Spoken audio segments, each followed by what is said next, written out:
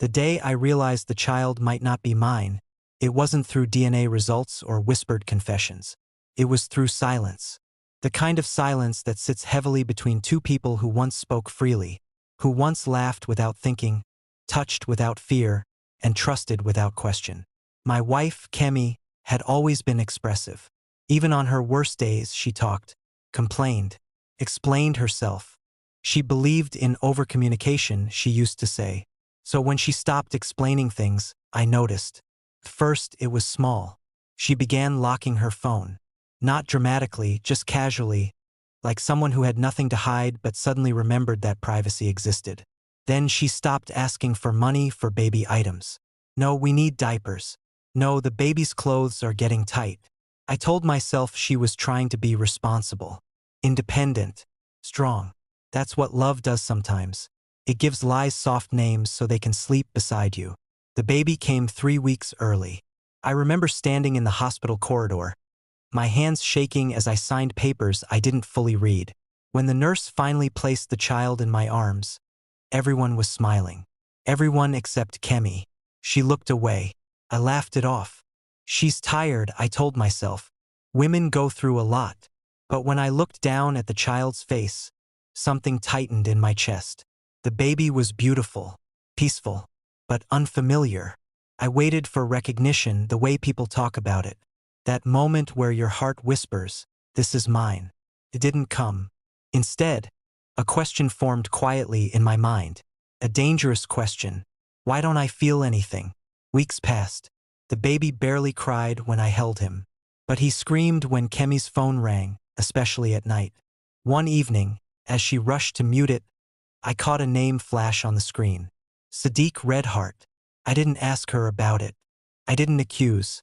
I didn't shout. Because sometimes, deep down, you already know the answer, and you're just not ready to hear it spoken out loud. That night, as the baby slept between us, I lay awake wondering something that terrified me. If this child isn't mine, how long have I been living another man's life? I didn't confront her, not because I wasn't angry, but because anger still felt safer than the truth. Instead, I began to watch. I watched the way Kemi carried the baby like fragile evidence. How she kissed his forehead quickly, like someone afraid of staying too long. How she never posted him on social media, even though she had documented every stage of her pregnancy online. One night, while she was in the shower, her phone vibrated on the bedside table. Once, twice, then again. I told myself not to touch it. Trust is sacred, I reminded myself. Marriage needs boundaries, but fear has a way of rewriting morals. I picked it up. No password. That alone felt like an insult, as if she was daring me to look, confident I wouldn't. The messages weren't recent. She had deleted most of them, but one remained. Sadiq, is he asking questions yet? My chest tightened. I scrolled further. Kemi, not yet. Please don't message late again. Sadiq, I just want to know how my son is doing. My son. The bathroom door opened. Steam followed her out, wrapping the room in heat and lies. I dropped the phone like it burned. She noticed. People always do. What's wrong? She asked, drying her hair without looking at me. I wanted to scream, to throw the phone at her, to demand explanations she had probably rehearsed 100 times. But instead, I asked the weakest question possible. Who is Sadiq? She froze, just for a second. But in marriage, a second is enough. A friend, she said too quickly. An old friend. I nodded. That night, I cried silently beside a child who now felt like a stranger. Not because another man might be his father, but because my wife had let me love a lie. The next morning, Kemi dressed the baby in blue and handed him to me. Hold him, she said softly. I did. He stared at me with eyes that didn't know mine. And in that moment, I realized something worse than betrayal. Even if the child wasn't mine, I had already started loving him. I chose silence. Not the peaceful kind, the violent one. The kind that pretends everything is normal while slowly tearing you apart. I started paying attention to dates. The months. The gaps. The times Kemi had said she was visiting her cousin or staying late at work. I counted backwards from the baby's birth the way a man counts money he suspects has been stolen. And that was when the truth stopped whispering and started shouting. There was a 2-month window, clear and undeniable, when Kemi and I hadn't touched each other. Not because we were fighting, not because we were busy, but because she had withdrawn. She said she felt unseen, that I was always tired, that marriage had turned her into furniture I walked past every day. I remembered nodding, promising to do better, then doing nothing. Guilt is a strange thing. It doesn't always come when you do something wrong. Sometimes it comes when you realize you helped create the space where wrong things could grow. That evening I followed her. She said she was taking the baby to the clinic. Instead, she entered a quiet cafe on the other side of town. I stayed in the car. Through the glass, I watched her sit across from a man I had never seen before, but somehow already hated. Sadiq. He didn't touch her, didn't hold her hand.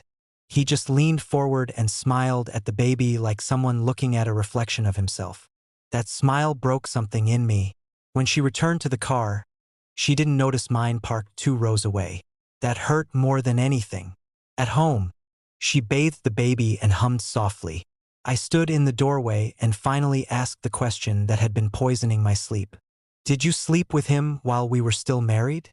She didn't answer immediately. She wrapped the towel tighter around the baby. Then she said, barely above a whisper, "I didn't plan to." I laughed, not because it was funny, but because that sentence had destroyed marriages long before mine. "I was lonely," she continued. "You were present, but absent." He listened. He noticed. He stayed. "So you stayed too?" I asked. Tears slid down her face. "Yes." The room felt too small to hold the truth. "And the baby?" I asked. She looked at the child, then at me. "I don't know," she said. "I prayed he would be yours." That night, I realized something terrifying.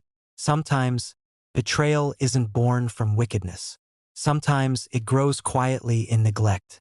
And the child sleeping in the next room was the living consequence of everything we both refused to fix. I didn't sleep that night. Every time I closed my eyes, I saw the baby's face. Peaceful, unaware that his existence had split a home down the middle. At dawn, I sat on the edge of the bed while Kemi slept, or pretended to. Marriage teaches you the difference. I walked into the baby's room and watched him breathe. Slow, steady, innocent. How could something so blameless carry so much damage? By morning, the house felt like a courtroom. No shouting, no lawyers, just 2 people waiting for judgment. "We should do a DNA test," I said finally. Kemi nodded too quickly. "I agree. That hurt more than resistance would have." Weeks passed. We spoke only when necessary. About feeding times, about hospital appointments, about groceries. Never about us. Never about the night she stayed when she should have come home. The results arrived on a Tuesday afternoon. I remember because the sun was bright, too bright for bad news. I opened the envelope alone. Probability of paternity, 0%. My knees gave way, not because I didn't expect it, but because hope had quietly survived inside me despite everything. That evening, I placed the paper on the table. Kemi read it once, twice. Then she covered her mouth and cried like someone who had finally lost the right to pretend. "I'm sorry," she said. "I never wanted this." I wanted to ask what she never wanted, the affair, the child, or the consequences. Instead, I asked the question that mattered. "So what now?" She knelt in front of me. "Please," she said. "He doesn't know any father but you." I looked past her, to the baby crawling clumsily toward my legs. He grabbed my trousers and laughed. And something inside me broke completely. Was I supposed to abandon him to prove a point? To punish a woman who had already destroyed us? Or was I supposed to stay and spend the rest of my life raising a reminder of my wife's betrayal? That night, I slept on the couch. The baby cried for hours. And for the first time since the truth came out, Kemi did not come to calm him. She let me. I stayed. Not because I had forgiven her. Not because I was noble, but because every time the baby cried, my body responded before my mind could argue. That's the cruel thing about love. It doesn't wait for permission. Kemi watched me closely after the DNA results, like someone standing near broken glass, unsure which movement would cause bleeding. She stopped touching me completely. No accidental brushes. No late night, "Are you okay?" Nothing. Guilt had turned her into a guest in her own marriage. One evening, as I bathed the baby, she stood by the door. "You're very good with him," she said quietly. I didn't respond. Praise felt insulting in a house where trust was dead. Later that night, she finally spoke the truth she had been circling. "Sadiq is asking to see him." My heart pounded. "For what?" I asked. "He says he has a right." I laughed, sharp and bitter. "A right he didn't respect when he was sleeping with a married woman?" She flinched. "He doesn't want to take him away," she said. "He just wants to be involved." Involved. The word sat between us like a threat. "So what do you want?" I asked. She sat beside me, careful to leave space. "I want us to survive this," she said. "I want to fix what I broke." "And him?" I asked. "Where does he fit into the fixing?" She didn't answer. Silence again. Always silence when honesty demanded courage. That night, I dreamed I was holding the baby at a bus stop. A man stood across from me, smiling. "Thank you," he said, stretching out his hands. "You've taken good care of my son." I woke up shaking. The next morning, I told Kemi my decision. "He will not be part of this child's life," I said. "Not while I am here." Her eyes filled with fear. "If you choose him," I continued, "you choose life without me." For the first time since the affair, she nodded without arguing. "I choose you," she whispered, "but trust is not rebuilt by words. It is rebuilt by time and sacrifice." And as I held the baby that evening, a terrifying thought crossed my mind. What if one day I love him more than I ever loved his mother?